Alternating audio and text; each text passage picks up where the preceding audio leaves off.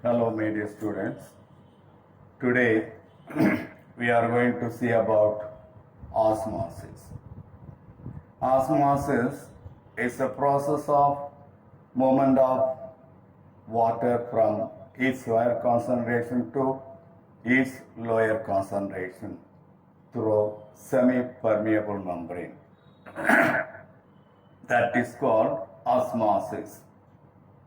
The plant cell is surrounded by a cell membrane and cell wall. The cell wall is freely permeable to water and substances in solution, so the cell wall will permit the movement of all substances. In plants, the cell usually contains a large central vacuole. In most of the plant cell, there is a central vacuole present, a large central vacuole present that contains a vacuolar sap.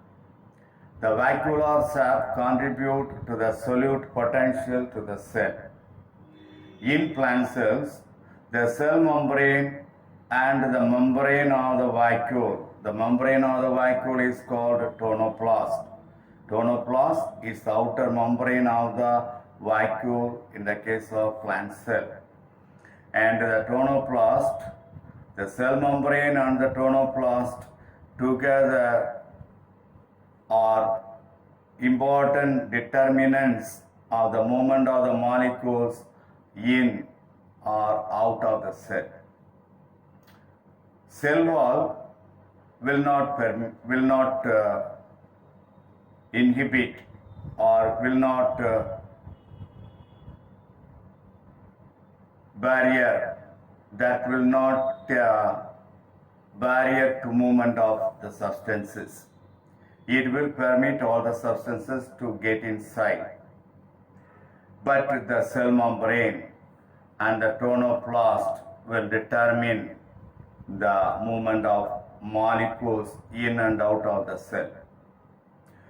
Osmosis, the term osmosis is used to refer specifically to the diffusion of water across a differentially or selectively permeable membrane. When two concentrated solutions are separated by means of a semi-permeable membrane, the movement of water takes place from its higher concentration to its lower concentration. So, the osmosis occurs spontaneously in response to a driving force. The net direction and the rate of osmosis depends on both the pressure gradient and concentration gradient.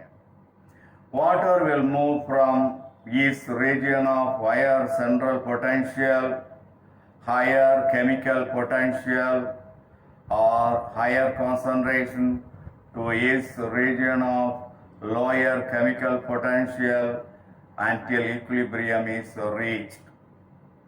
And equilibrium is the equilibrium setup is shown at equilibrium. The two chambers should have nearly the same water potential. See, water will move from its higher concentration to lower concentration through semi-permeable membrane till the equilibrium is attained. At the end of the equilibrium, both the chamber will have equal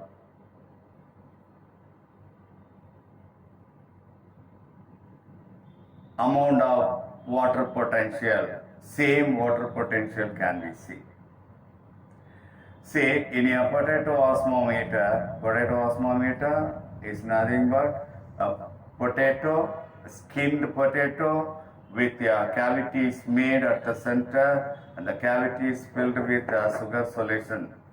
When this setup is kept in the beaker containing water, cell-to-cell osmosis takes place, and the water which is present in the beaker enter into the cavity, reaches the cavity by cell-to-cell osmosis, so that the cavity containing sugar solution is raised. The level of the sugar solution in the cavity is raised. So that is Pareto osmometer. The Pareto osmometer is one of the experiment in order to prove the osmosis, the process of osmosis. Potato osmometer is a skinned potato with a cavity made at the center, and that is filled with sugar solution. And this setup is kept in the beaker containing water. After 1 or 2 hours, you can see the rising level of sugar solution in the cavity of the potato. See, this is the potato osmometer. This is the potato, skinned potato. There is a cavity is made at the center. This is filled with sugar solution. This potato is kept in the beaker containing water. This is the water.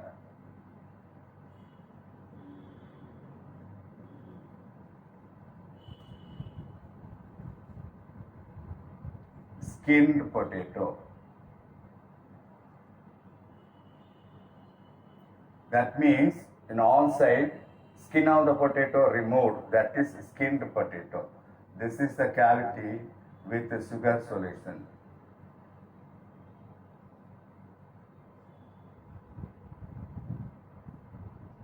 This is the water. This is beaker. So when the potato, skinned potato is kept in the beaker containing water, automatically osmosis, endosmosis takes place. Due to endosmosis, water from beaker enter into the cavity, reaches the cavity by cell-to-cell osmosis, so that the level of the sugar solution is raised. This is one of the experiments in order to prove that osmosis takes place naturally. It is an automatic process. When there is a air concentration, the water concentration is higher outer side, and inner side less water concentration, automatically the movement of water takes place from east higher concentration to east lower concentration. So that is the osmometer. See, there are 2 chambers given. One is A chamber, another one is B chamber. In the 2 chambers,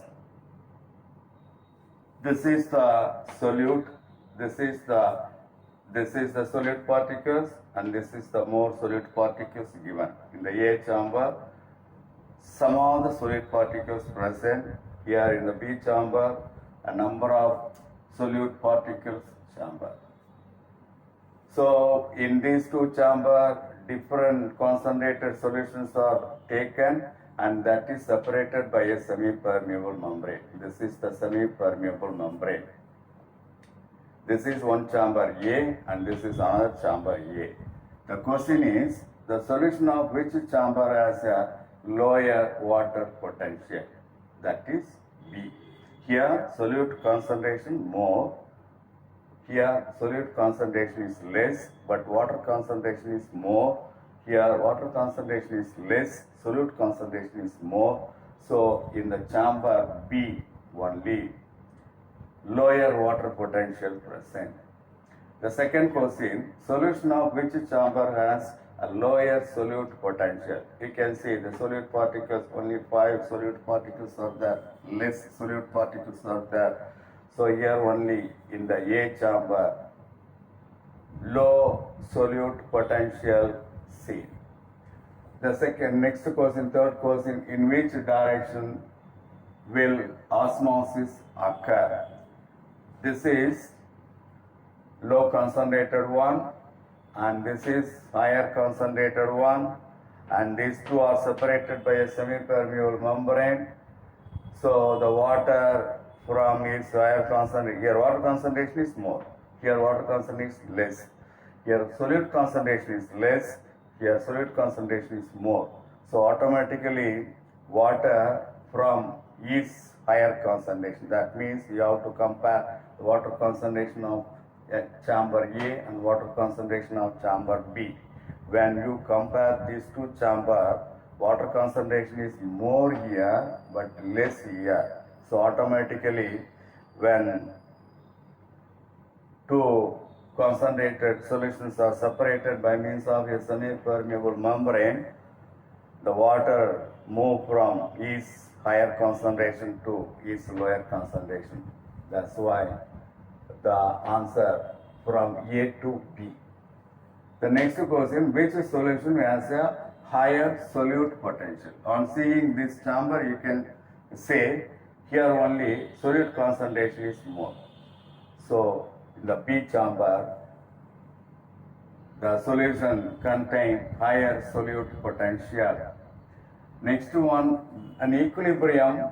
At equilibrium, which chamber will have lower water potential? During the course of the time, during the process of osmosis, here water molecules move towards the B chamber. From A to B chamber, movement of water takes place till the equilibrium is attained. That means here also A in the chamber A and then the chamber B, till the concentration is equalized, the movement of water takes place. So the answer is equal water potential can be seen in both A and B. Next question, if one chamber has water potential of minus 2000 kPa, kilopascal, and the other has minus 1000 kilopascal, which is the chamber that has the higher potential? Answer A. A contain minus 1000 kPa. So here water potential is higher. In the chamber A, water potential is higher. What will be the direction of the movement of water when two solutions with water potential is equal to 0.2 megapascal and water potential is equal to 0.1 megapascal and are separated by selectively permeable membrane? The water will move. This is the answer. Water will move from 0.2 megapascal to 0.1 megapascal. So that is the answer. Next, we will pass on to the Thistle funnel experiment. This is also another experiment in order to prove that osmosis has taken place when you separate two concentrated solutions through semi-permeable membrane. Water will move from its higher concentration to lower concentration. So here a funnel beaker is taken with water and a thistle funnel is taken and its mouth is covered with a selectively permeable membrane, and inside which sugar solution is taken. This thistle funnel is inverted and is kept immersed inside the water in the water that is present in the beaker. So when you keep the apparatus undisturbed for several hours, for 1 or 2 hours, movement of water takes place from lower concentration to higher concentration.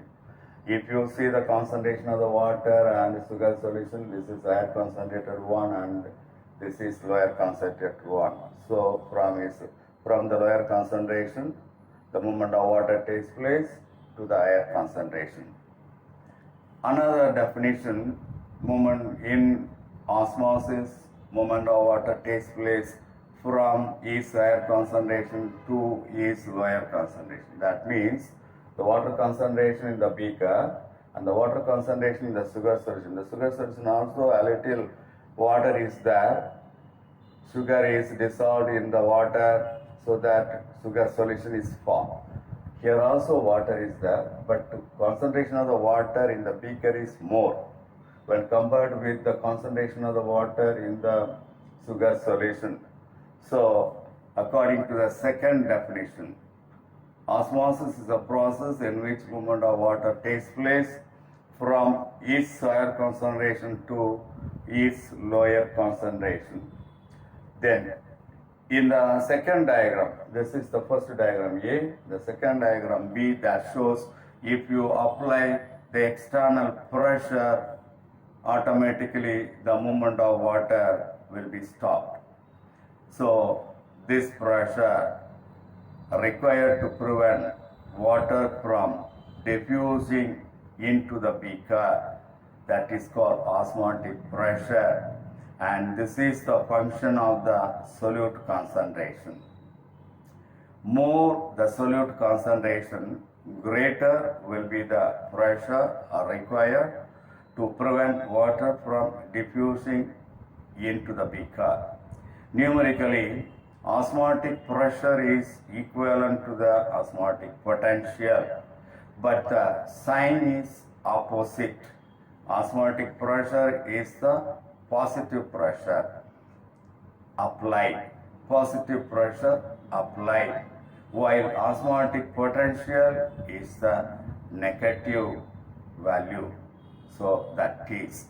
So this is the one of the another experiment. First experiment, osmometer, potato osmometer. This is the second experiment, thistle funnel experiment. Both the experiment will determine the process of osmosis, will prove the process of osmosis takes place automatically from higher concentration to lower concentration, or from the higher water concentration to lower water concentration. That's all today's topic. Today we have seen about osmosis in general, potato osmometer experiment, then the two chambers we have compared with two solutions, two different concentrated solutions are kept in the chamber A and chamber B, and what will happen during osmosis and what are the pressures applied, what are the processes will be taking place.